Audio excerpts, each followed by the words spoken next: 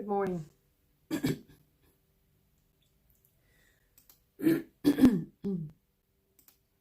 Had a couple of delays this morning, but it's all good. What would it be like if we actually lived those things that we call the Beatitudes, strived, more than strived, but lived as Jesus suggested? Jesus suggests all sorts of rubrics for life. The Our Father teaches us different attitudes of prayer. The Beatitudes help us with attitudes that could result in far greater rewards than we could ever engineer ourselves. And the parables show us how to apply Jesus' teachings in real situations.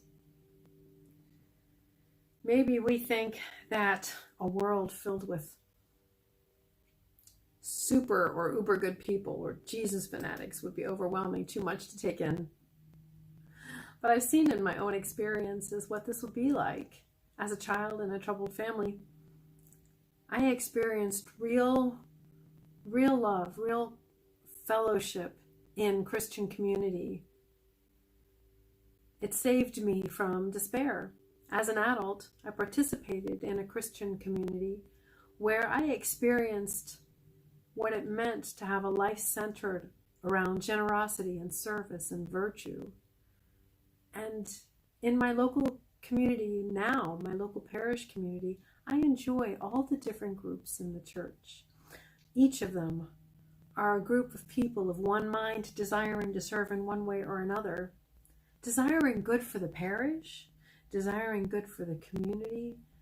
It's a pleasure, a real pleasure, not at all overwhelming. We're called to be saints, that is, to live a life of virtue. And what is a life of virtue? It's one that's centered in generosity and selflessness rather than selfishness. In our selflessness, that's where we find our true joy. So why do we have that reaction? Oh, it would just be too much, or too much fanaticism would drive me crazy. I could never be like that. It just seems too over the top. The core answer is fear. We're afraid of something, but what is it that we're afraid of? If I give too much, I'll be taken advantage of. If I'm humble, I'll never get ahead. If I'm busy and taking action against injustices all the time, will I become disillusioned, depressed at the sheer effort and weight of it? So we decide not to act at all, to be content with the fact that not everything is goodness and joy, and we content ourselves with stories of violence, betrayal, cheating, victimhood. We just accept it. Christian or not, though, we're meant for more. We're meant for more joy, more excitement in life, more zeal to pursue things that are meaningful. We're meant to build up, not to tear down, to honor our past and learn from it, not to bury every moment of disappointment, failure, or wrong. Good can come from every experience. And this is what it means to hunger and thirst for righteousness. Not self-righteousness, of course, but to thirst and to work for all that is right and good. If we don't have a passion for that, a thirst for goodness for all mankind, then life really does become overwhelming, depressing, frustrating. So how do we find this passion? And how, once we have it, do we exercise it? I think we find that hunger for righteousness when we look for good. We actively focus on the good around us rather than the destruction. There's always going to be negativity in the world. But are we looking past it, through it, for the good? And as we see the good, as we focus on it, we begin to be a greater agent of good. And it's addictive because of the joy that it engenders.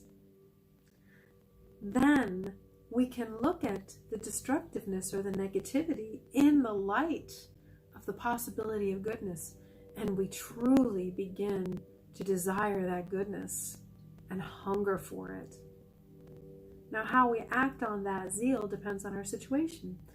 For a parent whose child does something destructive, maybe something simple like taking a toy from a sibling, or something a little bit worse like slamming a mailbox with a baseball bat in the middle of the night, that zeal for righteousness doesn't allow us to be complacent in our parenting and actively to correct that child's behavior instead of hoping that they'll grow out of it.